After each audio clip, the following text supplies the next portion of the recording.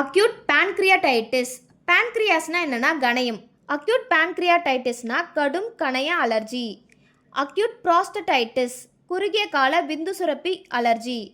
Acute renal failure. ஃபெயிலியர்னா என்னன்னா செயலிழந்து பொறுத்து.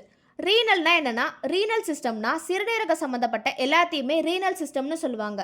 அந்த ரீனல் சிஸ்டம் ஃபெயிலியர் ஆயிடுச்சுன்னா அதுதான் சிறுநீரக செயலிழப்புன்னு சொல்லுவாங்க. அக்யூட் ரீனல் ஃபெயிலியர்னா முனைப்புறு சிறுநீரக செயலிழப்பு. Acute left ventricular failure. நம்ம இதயத்தில் 4 உறைகள் இருக்கும்.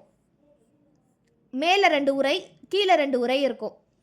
மேலே இருக்கிறத ஏட்ரியம்னு சொல்லுவாங்க, கீழே இருக்கிறத வென்ட்ரிகுலர்னு சொல்லுவாங்க. ஸோ லெஃப்ட் வென்ட்ரிகுலர்னா இடது கீழறை. அக்யூட் லெஃப்ட் வென்ட்ரிகுலர் ஃபெயிலியர்னா முனைப்புறு இடது கீழறை செயலிழப்பு.